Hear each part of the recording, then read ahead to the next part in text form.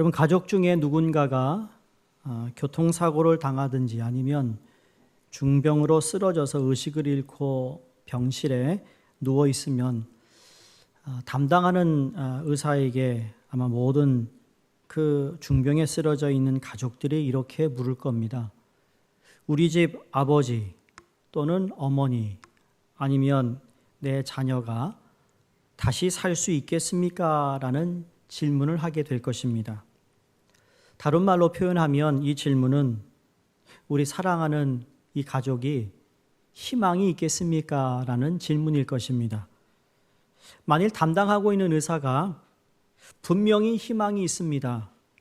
이분은 반드시 다시 살아날 것입니다. 라고 답한다면 그 답은 이 가족들에게 무척이나 기쁘고 또 소망을 주는 답일 것입니다. 만일 의사 선생님이 이 환자분은 이제는 더 이상 가능성이 없습니다. 라고 말한다면 아마 그 가족 모두는 그 현재 가장 안 좋은 것을 생각할 것이고 절망하게 될 것입니다. 한 걸음 더 나아가서 어떤 사람이 인생의 길을 잘못 들어서 좋지 않는 부류들과 어울리더니 나중에는 주먹을 쓰는 깡패가 되었어요.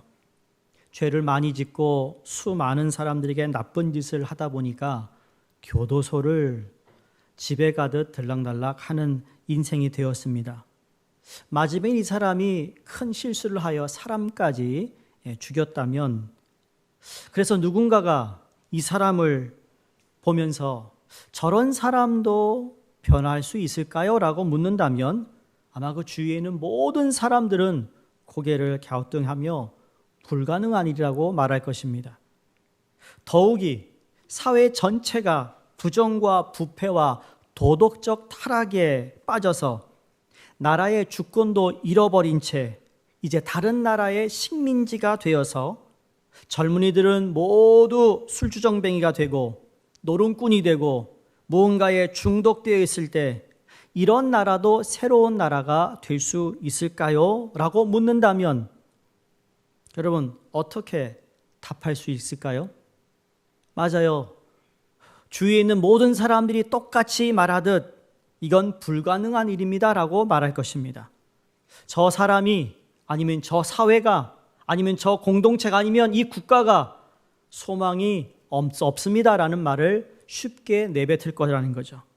근데 이런 상황에서도 하나님은 회복을 가능케 하는 뿐만 아니라 그 사람들이 입에서 불가능하다고 하는 사람들을 향하여 하나님은 가능하며 내가 새롭게 할 수 있다라고 말하신다는 겁니다. 오늘 본문이 바로 회복을 넘어 새롭게 하시는 하나님을 우리에게 말씀해 주고 있습니다. 지난 3주간 저희는 돌아가자 return이라는 단어와 회복하심의 restore이라는 단어와 그리고 오늘 새롭게 하시는 renew라는 단어를 통해 하나님과 하나님 주신 말씀을 우리가 보고 있습니다. 자, 새롭게 하심, 도대체 무엇이 새로워져야 할까? 오늘 본문이 바로 그 내용을 우리에게 잘 설명해 주고 있습니다.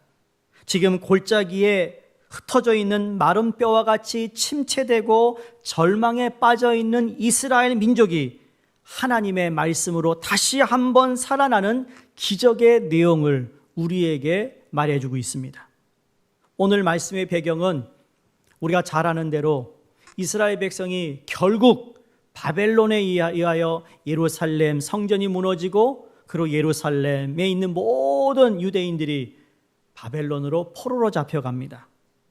자신들이 하나님 앞에서 너무 많은 잘못을 했다라는 것은 알고 있지만 하나님이 이렇게까지 심판하실지는 그들이 예상하지 못했습니다. 왜?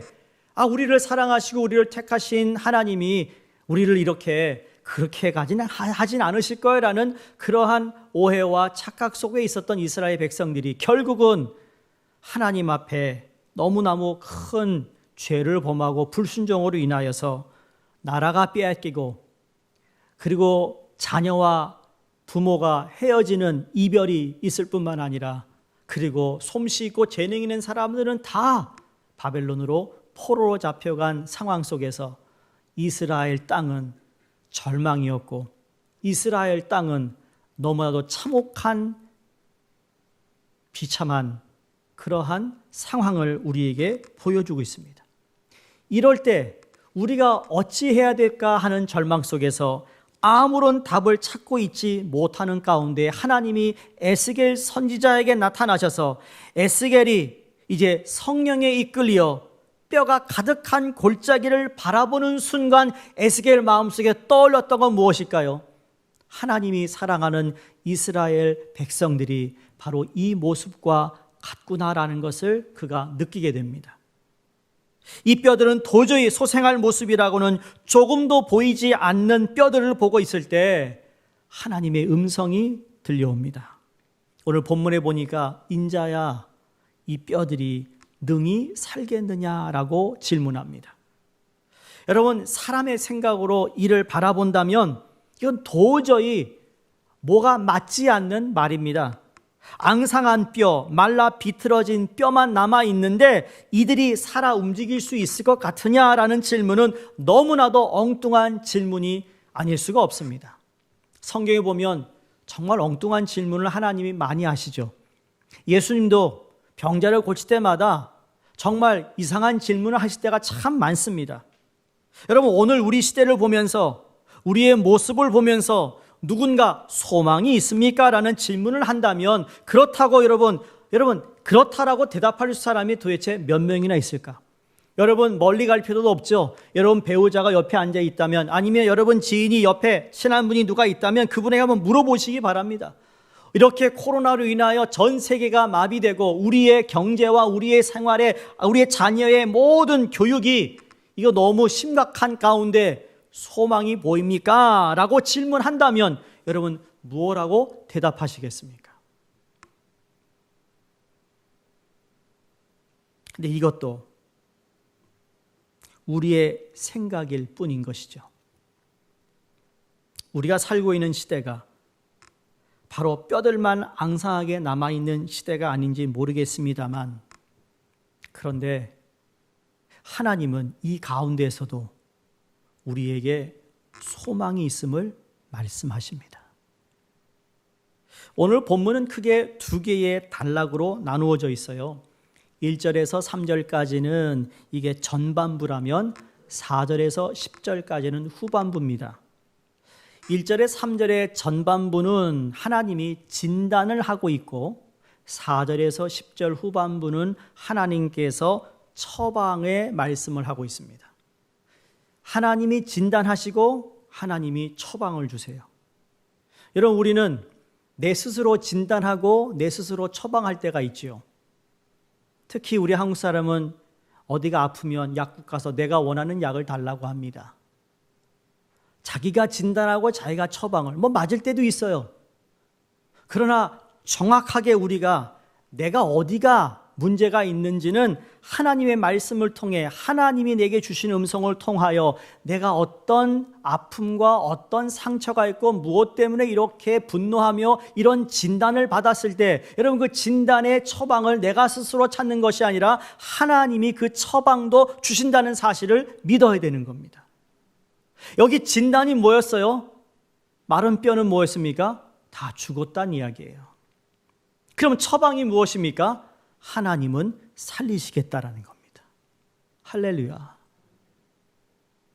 과연 이 뼈들이 어떻게 다시 살 수 있겠는가? 삶의 환경으로 인해 식어버린 내 심령, 마른 뼈와 같이 메마른 내가 다시 살아나듯 정말 새로워질 수 있겠는가? 우리 주님께서는 말씀합니다. 새로워질 수 있다고. 그럼 새로워지는데 그걸 가능케 하는 것이 무엇인가 오늘 세 가지를 본문에서 발견하는데 첫 번째로는 기도였습니다. 기도. 3절을 보시면 그가 내게 이르시되 인자야 이 뼈들이 능히 살겠느냐 하시기로 내가 대답하되 주 여호와여 주께서 아시나이다 했습니다. 저는 이 구절을 읽는 순간 마음에 떠오른 게 뭔가 하면 기도였습니다.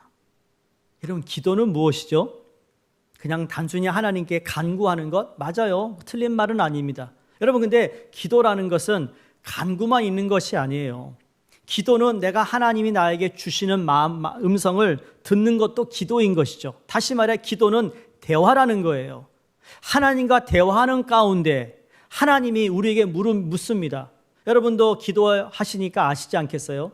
저도 새벽 기도 이 방석에 앉아 그냥 피곤한 몸을 가지고 나올 때도 있고, 어떠한 나름대로의 목회의 고민을 가지고 나올 수도 있고, 그리고 하나님께 나와 주여 그러면 주님이 너 왜 그래? 물으십니다.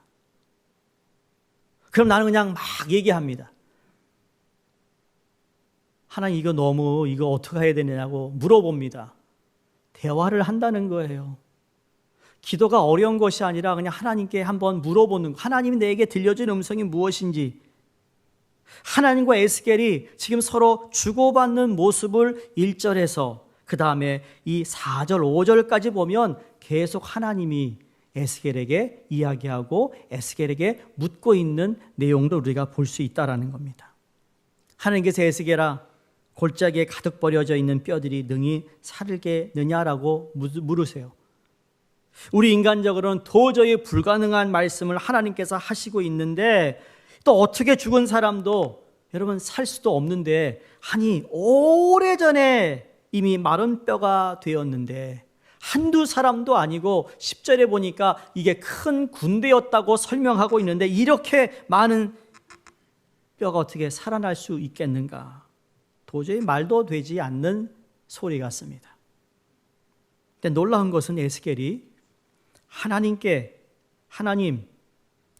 이건 말도 안 되는 소리입니다라고 말하지 않았습니다. 오히려 주 여호와께서는 아십니다라고 답을 합니다. 여러분, 우리가 답이 다 있나요? 여러분, 기도할 때 우리가 답을 가지고 나오지 않습니다. 물론 이런 기도는 합니다. 하나님 요구해 주시면 내가 A, B, 이렇게 준비를 하고 나올 수 있지만, 그러나 내가 그게 정답인지도 몰라요. 근데 기도를 통하여 하나님 우리에게 이거 하나를 주세요. 그 뭐냐면 믿음이라는 걸 주세요. 기도는 그런 거예요. 내가 기도를 한다면 여러분, 믿음이 내 안에 나도 모르게 성장한다는 것을 느끼게 됩니다. 그런데 그 믿음을 가질 수 있고 기도할 수 있었던 그 원인 제공이 뭔가 하면 1절에 나오는 하나님의 권능 때문이었어요. 여호와께서 권능으로 내게 임재하시고 그의 영으로 나를 데리고 가서 골짜기 가운데 두셨으니 거기 뼈가 가득하더라. 지금 현실은 마른 뼈 같고 어둡고 불가능하고 안 되는 것이, 모든 것이 처음부터 끝까지 다 안 되는 일인데, 그런데 주님이 임재하시는 그 권능으로 말미암아 하나님을 의지하는 믿음이 그 안에 생기게 됩니다.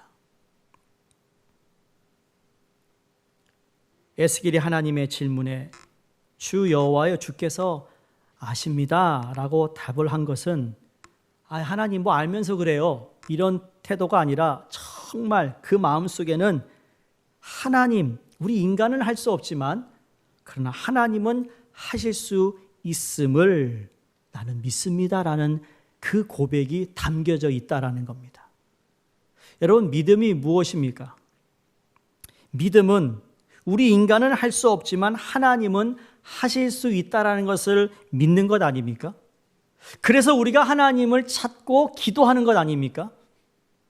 내 문제거리를 가져 나갈 수 있고, 아니면 정말 내 누구에게 하소연할 수 없는 것을 그분께 다 내어드림을 통하여 그분이 나를 위로하실 것을 믿고 응답하실 것을 믿기 때문에 그분께 나아가는 것 아닙니까?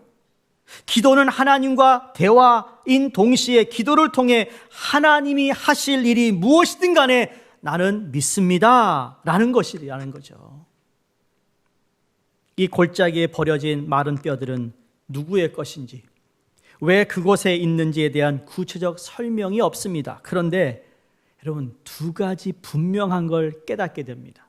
첫 번째, 이 뼈들은 절대로 살아날 수 없다라는 현실의 정확한 판단과, 또 다른 하나는 그럼에도 불구하고 하나님께서는 이 마른 뼈에게도 관심을 가지고 있다라는 겁니다. 여러분, 이게 얼마나 큰 위로인지 몰라요. 다른 사람들은 다 안 된다고 얘기하고 다른 사람들은 계산해 보니까 안 된다고 하는데, 그러나 하나님은 안 되고 안 풀리고 있는 우리의 삶에 관심을 가지고 있다라는 거예요. 왜 그런지 아세요? 오늘 본문에도 나오지만 하나님이 누구이신지를 알리게 하시기 위한 목적이 거기에 숨겨져 있기 때문입니다. 여러분, 우리의 아픔과 고통과 그 걱정, 근심을 있지만 그것으로 인하여 내가 하나님이 누구인가를 알릴 수 있는 마음 자세와 삶으로 살아간다면 하나님은 능히 우리 삶 가운데 역사하실 것을 믿습니다. 11절 읽지 않았지만 보세요. 또 내게 이르시되 인자 이 뼈들은 이스라엘 온 족속이라. 그들이 이르기를 우리의 뼈들이 말랐고 우리의 소망이 없었으니 우리는 다 멸절되었다. 이렇게 한탄하고 있는 이스라엘 백성들, 희망이 없고 소망이 없고 절망 가운데 살아가고 있는 이들에게 하나님은 이들을 잊지 않고 계셨으며 이들의 미래에 대하여 에스겔 선지자에게 물어보고 계신 겁니다. 우리의 기도에 있어서 놀라운 것은요, 하나님께서는 사람들의 가장 중요한 운명에 대하여 우리의 의사를 물어보실 때가 있습니다. 하나님은 우리가 어떠한 마음으로 이 현실 앞에 어떤 생각을 하고 있는지 물어보신다니까요. 여러분이 지금 겪고 있는 그 큰 정말 고민거리 앞에서 하나님이 묻습니다. 너는 이걸 어떻게 보느냐고. 넌 어떻게 될 것을 바라냐고 묻지 않고요. 넌 이것이 될 거라고 믿니? 가능성이 있어 보이니? 라고 묻습니다. 내가 너를 위해 무엇을 하면 좋겠니? 라고 물었던 예수님의 질문과 같습니다. 나는 이 사람들에 대하여 내가 기다릴 가치가 있다고 보니? 묻고 있습니다. 하나님께서는 우리의 민족의 장래에 대해서도 우리의 생각을 묻고 있다고 저는 생각하는데, 너는 과연 이 민족을 내가 지켜주고 보호해 줄 가치가 있다고 생각하니? 라고 묻습니다. 한 걸음 더 나아가 너는 과연 코로나 팬데믹으로 인한 수많은 어려움 속에서 네가 사랑하는 너의 가족, 너의 경영하는 사업, 너의 생업, 너의 자녀, 너의 친구, 내 주위의 사람들이 그들에 대하여 내가 지켜줄 가치가 있다고 생각하느냐? 하나님의 이 질문에 우리는 답할 수 있어야 합니다.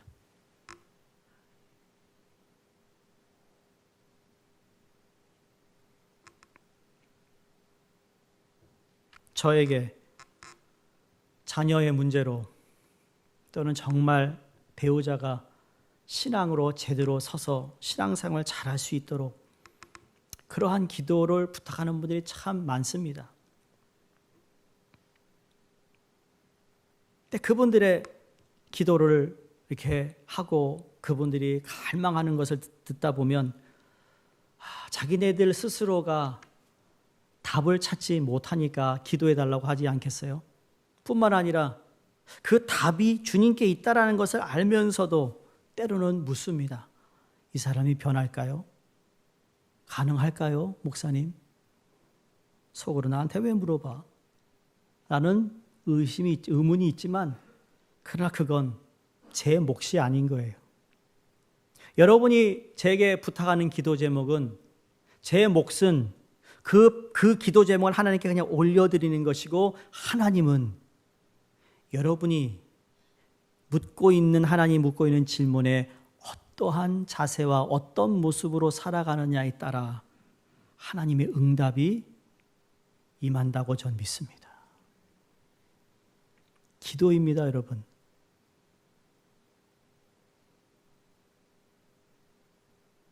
이때 누군가가 하나님의 권능에 붙들려 있어서 하나님의 이 질문을 들을 수 있어야 한다고 믿습니다. 그 음성을 들을 수 있어야 된다는 거죠. 하나님이 다 보고 계세요. 팬데믹으로 인하여서 우리의 아픔이나 경제적인 그런 모든 환경을 알고 계신 가운데 하나님이 이 가운데에서도 너는 소망을 보느냐, 미래를 보느냐, 가능성을 보느냐? 여러분, 우리가 해야 할 기도는요, 나는 할 수 없으나 하나님은 넉넉히 모든 일을 하시는 분임을 믿습니다라는 고백의 기도가 있기를 주의 이름으로 축원합니다. 하나님의 은혜로 채워지고 하나님의 영으로 채워지면 질수록 여러분, 그건 교만이 아니라 내가 절망에 있었던 내 한탄이 이제는 소망과 희망의 기도로 바뀌어야 된다는 것이죠. 어떤 경우의 가능성이 제로일 때도 있습니다. 그러나 하나님께는 언제나 희망이 있다는 것을 우리는 믿어야 합니다. 우리가 희망을 가지고 기도할 때 하나님께서는 내 믿음대로 될지어다라고 하신 그 말씀에 놀라운 응답과 기적이 우리에게 임함을 믿습니다. 두 번째 발견하는 건 뭔가 하면 말씀이었습니다. 말씀. 인간적으로 볼 때 오늘 이 상황은 아니 죽은 지 오래되어 뼈가 되어서 지금 뒤둥글고 있는 이 상황이 이게 무슨 말입니까? 이 뼈들이 다시 살아난다는 게 무슨 말입니까? 이들을 위해 살 수 있는 최선의 것은 이들을 잘 뼈들을 모아서 땅에 잘 묻어주는 것이 아니겠습니까? 근데 하나님이 놀라운 말씀을 오늘 4절 5절에서 합니다. 또 내게 이르시되 너는 이 모든 뼈에게 대언하여 이르기를 너희 마른 뼈들아 여호와의 말씀을 들을지어다. 주 여호와께서 이 뼈들에게 이같이 말씀하시기를 내가 생기로 너희에게 들어가게 하리니 너희가 살리라. 이건 또 무슨 말입니까? 지금 에스겔에게 하나님이 뭐라고 말씀하는가 하면 너 뼈들을 향해 하나님의 말씀을 대언하라, 전하라 라고 이야기하고 있습니다. 여러분, 설교자의 가장 어려운 게 뭐냐면 회중이 없을 때 설교하는 거예요. 제가 처음 우리가 7월 달에 다시 모여서 예배 드릴 때 얼마나 저는 감격이었는지 모릅니다.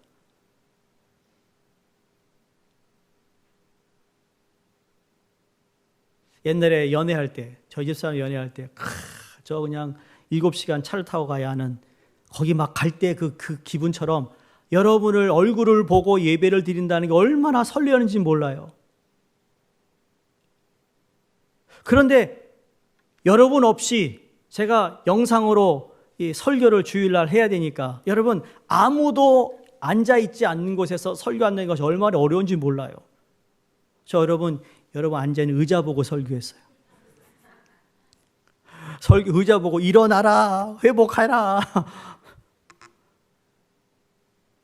지금 하나님이 에스겔에게 다 죽어 말라 비틀어진 뼈들을 향해 말씀을 그들에게 전하라, 대언하라 말하고 있습니다. 그런데요, 에스겔이 하나님이 그 말씀을 그대로 받아 순종합니다. 7절에 보면 이에 내가 에스겔이 명령을, 누구의 명령? 하나님의 명령을 따라 대언하니 대언할 때에 소리가 나고 움직이며 이 뼈, 저 뼈가 들어맞아 뼈들이 서로 연결되더라. 할렐루야. 여러분, 이게 지금 상상이 안 가죠? 아이, 말도 안 돼. 이거 뭐야, 영화도 아니고. 영화 머미에서 그러잖아요. 막 죽었던 뼈들이 살아나가지고 사막에서 나타나가지고 막 싸우잖아요. 이게 중요한 대목은 하나님께서 에스겔에게 하라고 하신 것은 내가 한 말을 그대로 전하라는 것뿐이었고 에스겔은 뭐 했어요? 그대로 전했어요. 여기서 대언하다라는 영어 성경에서 prophecy라는 단어를 쓰고 있습니다. 예언으로 번역되어 있는데 이 말은 단순히 전한 것이 아니라 그렇게 이루어질 것을 믿음으로 외친 것이라는 거예요. 저는 설교하는 설교자잖아요. 모든 설교는 하나님의 말씀을 대언하는 것이라고 믿습니다. 설교자가 자기가 하고 싶은 말, 감정에 있는 모든 말을 다 하는 것이 설교가 아니고 설교자는 철저하게 가능하면 하나님께서 주신 말씀을 그대로 전하는 것에 책임을 져야 하는 겁니다. 좋아하는 것만 전할 수가 없습니다. 여러분, 회중의 분들이 듣고 싶은 것만 전하는 것이 설교자의 소명이 아닙니다.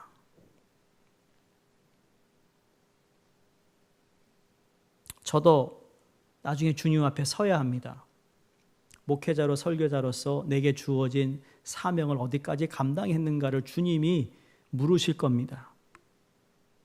근데 제가 설교하는 사람이다 보니까 여러분 설교할 때마다 참 정말 말씀의 능력이 이런 거구나라는 것을 자주 깨닫습니다. 이미 훈련반을 통하여 여러분이 여러 번 말씀드렸죠. 우리가 함께 읽읍시다 말씀을. 무슨 말인지 몰라요. 목사님, 난 아무것도 건진 게 없어요 이번 주에. 괜찮습니다. 또 읽으세요. 또 읽으세요. 근데 결론은 뭐죠? 어느 순간 하나님의 말씀이 들리기 시작하고 말씀이 이해되기 시작합니다. 이게 하나님 말씀의 능력이에요. 여러분, 설교하는 저는 설교가 시작도 되지 않았는데 벌써 입신하시는 분들이 가끔 있어요. 준비하고 있어요. 근데 코로나 때는 한 분도 없는 것 같아요. 작년에 있었어요. 주의 말씀을 증거해야 하는 것이 저 소명이니까, 그렇죠? 말은 저 의자를 대고 설교도 했으니까 말이죠. 근데 놀라운 사실은 말씀 선포가 진행되면서 여기저기서 깨어나는 모습들이 있어요.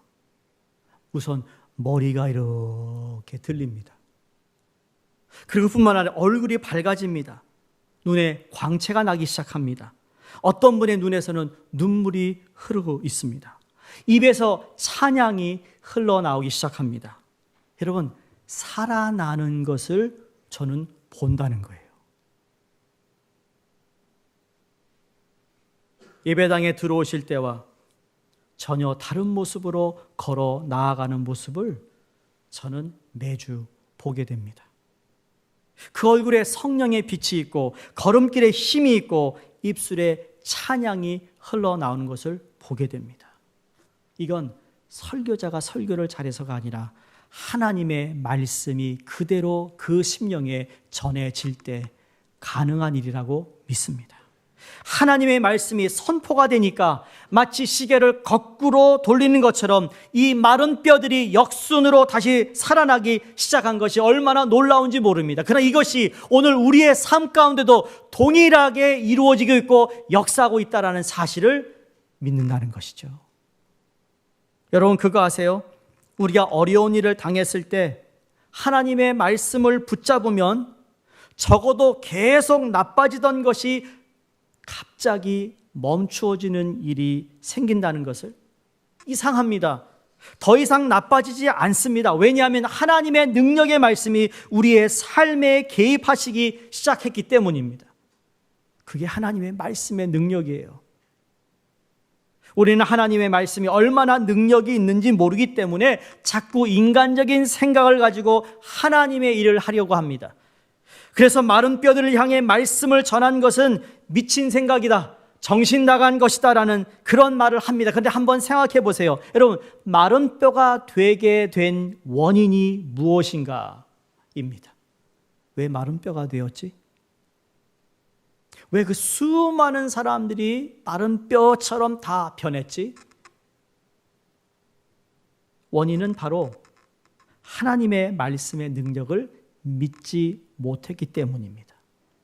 하나님이 수십 년 동안 이스라엘 백성들에게 경고하고 그들에게 다시 권면하고 그들로 하여금 주님 앞에 돌아와 온전한 제사를 드리며 그들의 마음이 하나님께 돌아오며 그들이 회복하실 하나님을 믿으라고 함에도 불구하고 이스라엘 백성들은 여전히 그 말씀을 믿지 못했어요. 왜? 지금 현재를 보니까 지금 저 북쪽에 있는 나라와 우리가 연맹을 맺어야 애굽에서 아니면 다른 나라에서 침략을 하지 못하니 그게 당연한 일이지 무슨 지금 하나님이 밥 먹여줘? 이런 생각을 가지고 하나님의 말씀에 능력을 믿지 못했던 이유가 바로 마른 뼈가 된 이유였거든요.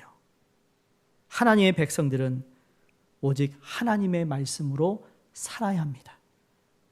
세상적인 원리나 세상적인 야망으로 사니까 결국 숨통이 끊어져서 전혀 생명이 없는 마른 뼈가 되고 만 것이라는 거죠. 호세아서 4장 1절에 이스라엘 자손들아 여호와의 말씀을 들으라. 이 땅에 진실도 없고 인애도 없고 하나님을 아는 지식도 없다라고 말합니다. 하나님의 말씀만 들으면 반대로 진실이 있을 것이고 인애도 있을 것이고 하나님을 아는 지식을 통하여 잠언서 29장 18절의 말씀처럼 묵시가 없으면 백성이 방자에 행하거니와 묵시는 계시고 계시는 말씀인데 말씀이 없으니까 방자하다 다 벌거벗었다라는 이야기예요. 사회가 툭하면 도덕적으로 윤리적으로 성적으로 문란해지고 패망하고 있다라는 말이죠. 사랑하는 성도님들, 말씀의 능력을 믿으시기를 바랍니다. 세 번째 마지막은 성령의 능력입니다. 다시 살아나 새로워질 수 있었던 그 가능하게 했던 건 성령의 능력이에요.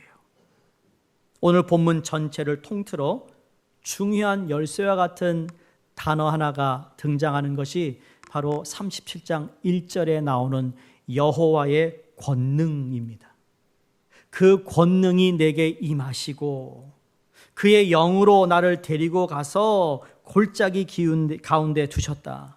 여기에 이 권능, 그런 권능은 능력이고 능력은 하나님의 영입니다. 몇 주 전에도 여러분에게 이런 말씀 드렸죠. 여러분, 우리 마음 먹기에 달렸다 그랬어요. 근데 여러분, 마음 먹은 대로 되지가 않아요.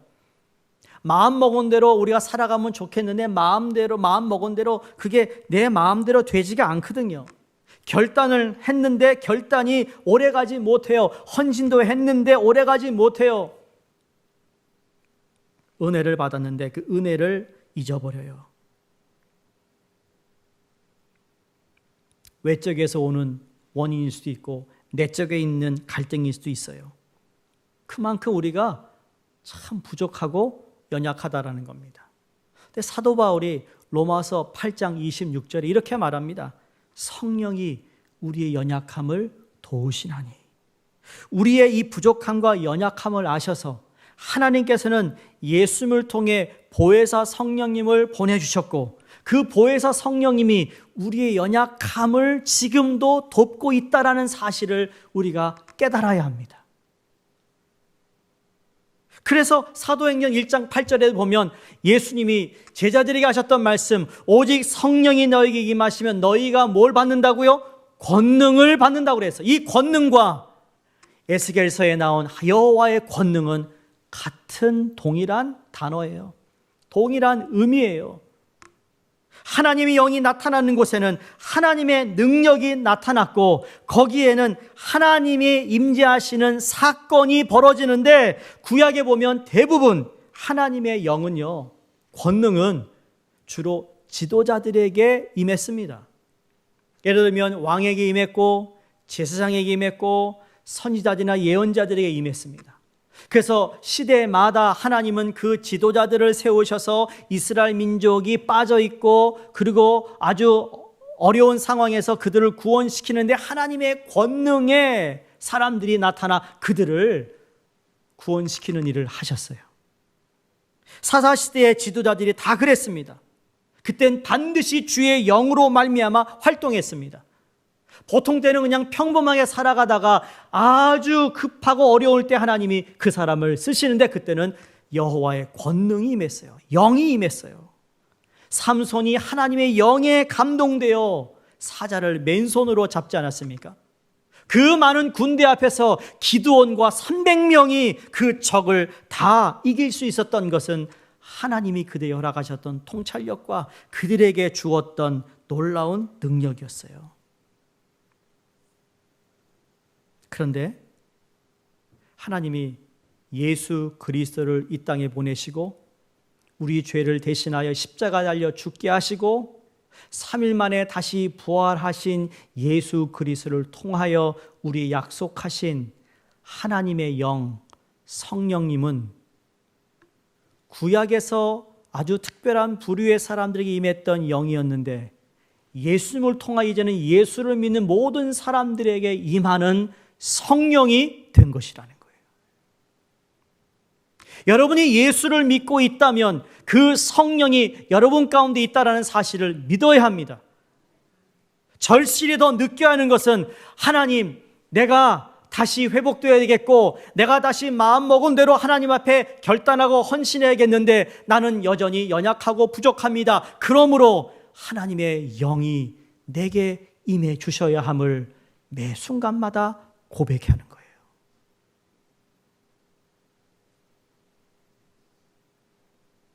그 영으로 기도하게 하시고 그 영이 하나님의 말씀을 깨닫게 하시고, 여러분, 에스겔에 임했던 여호와의 권능이 오늘 우리에게도 동일하게 임함을 믿습니다.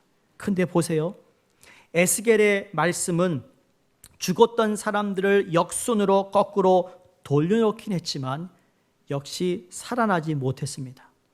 태어날 때 뼈들이 다시 연결되었다고 기록되어 있지만 그러나 그들이 살아있다, 새롭게 되었다라는 그 시기는 바로 생기가 그들 속에 들어갔을 때라는 거죠.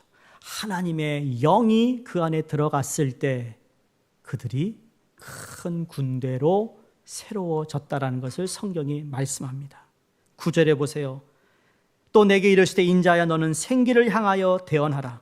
생기에게 대언하여 이르기를 주 여호와께서 이같이 말씀하시기를 생기야 사방에서부터 와서 이 죽음을 당한 자에게 불어서 살아나게 하라 하셨다 하라. 아멘. 이 생기라고 하는 것은 결국 성령의 바람입니다.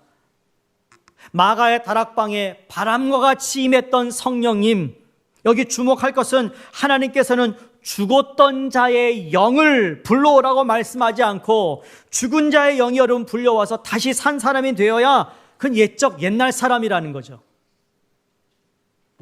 근데 하나님이 새 영을 거기에 부어주십니다.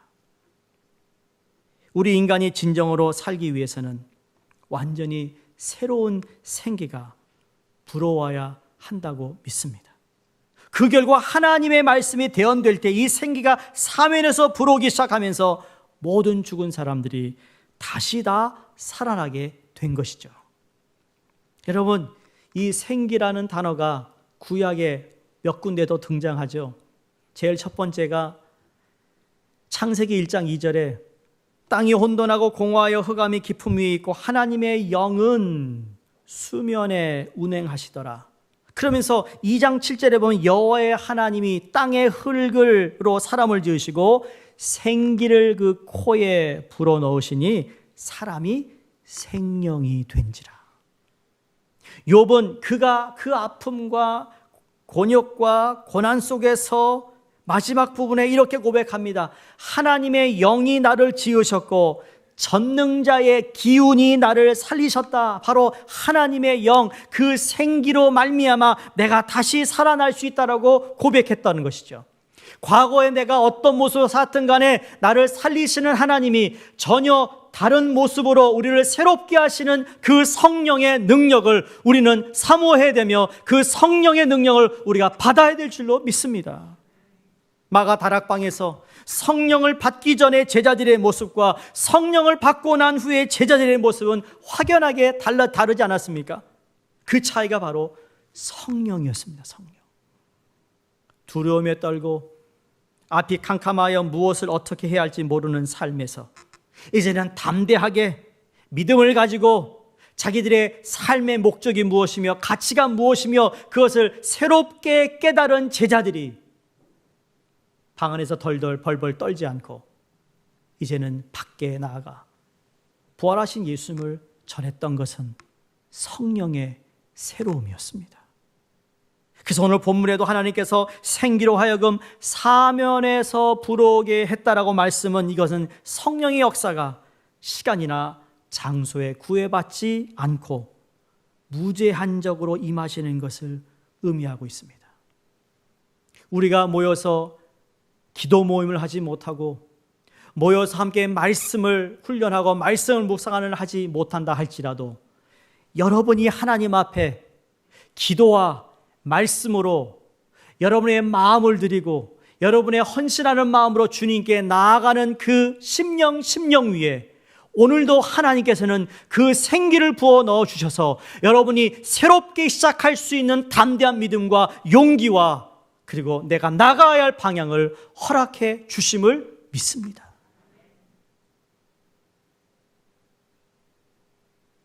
살아나야 합니다. 새로워져야 합니다. 여러분, 세상은 점점 변하고 있습니다. 어떠한 모습으로 변화될지 새롭게 변화되는 이 가운데 모든 통찰력을 가지고 계신 주님의 영이 내게 임함으로 말미암아 열려지는 새 세계에 새롭게 변화된 우리의 모습은, 여러분, 변화되는 이 새로운 시대라 세계가 두렵지 않습니다. 왜? 나를 통하여 하나님이 분명히 주의 뜻을 이룰 것을 믿기 때문입니다. 사랑하는 성도님들, 우리 하나님의 영, 성령님을 간절히 사모하시기를 바랍니다. 성령 충만함을 구하시기 바랍니다. 성령님만이 우리를 살리실 뿐만 아니라 새롭게 하심을 믿습니다. 여러분, 특히 어린 자녀가 있는 여러분, 제발 이런 기도를 좀 했으면 좋겠어요. 하나님, 우리 자녀에게 성령 충만케 해달라고 기도하세요. 하나님의 영이 이와 함께 해달라고 기도하세요. 정말 이 아이들이 앞으로 어떤 세상을 살아갈지 아무도 모르는 가운데, 그러나 모든 만물의 주인이시는 하나님의 영이 그들과 함께 한다면 하나님은 그 기도를 들으실 거고, 여러분의 믿음대로 하나님은 그 일을 이루실 분임을 믿기 때문입니다. 그러므로 하나님의 자녀가 된 저와 여러분에게 이 놀라운 엄청난 비밀이 주어졌음을 감사하시며, 아무리 절망적인 상황이라도 하나님의 말씀을 붙잡고 기도하면 더 이상 악화되지 않고 다시 살아날 수 있다는 것을 믿기에, 오늘 본문 마지막 10절에 뭐라고 말씀하죠?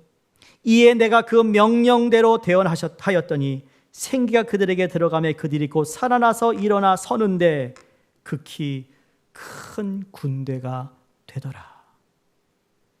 마른 뼈였는데요, 그냥 살아난 것으로 극한 것이 아닙니다. 끝이 아니에요. 군대가 되는 새로운 역사를 하나님이 이루셨고, 그 군대를 통하여 하나님이 다시 예루살렘을 재건하고 하나님의 백성들이 예배하는 거룩한 처소가 되게 하셨습니다. 오늘도 주님은 여러분 삶 가운데 새롭게 하시는 하나님이심을 믿으시기 바랍니다. 새로 시작한 2021년이 새로움을 경험하며 그 새로워지는 놀라운 하나님의 일하심과 역사하심을 거부하는 것이 아니라 오늘 에스겔처럼 순종하고 명령에 따르는 삶을 통해 엄청난 축복이 우리에게 주어진다는 사실을 믿으시기를 주의 이름으로 축원드립니다. 기도하겠습니다.